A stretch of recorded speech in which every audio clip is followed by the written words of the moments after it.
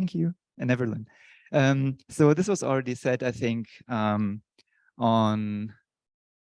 Monday. Yes.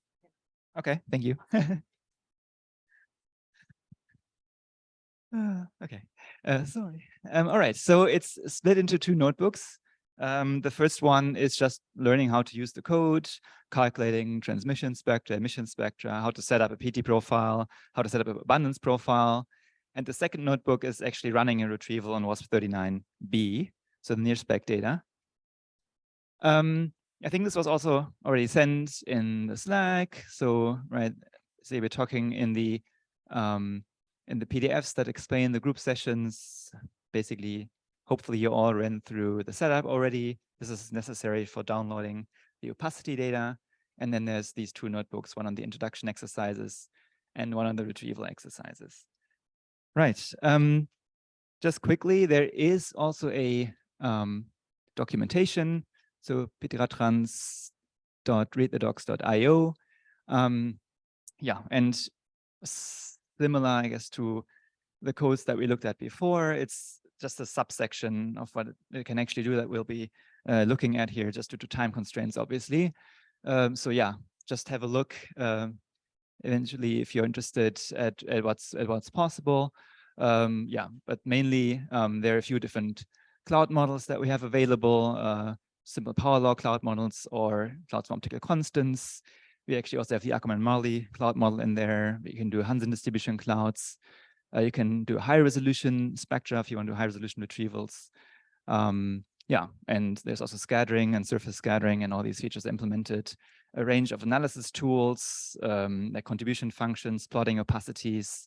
There's a retrieval tutorial, but that you won't have to click on because you're here. How to rebin opacities, store resolutions, other utility functions.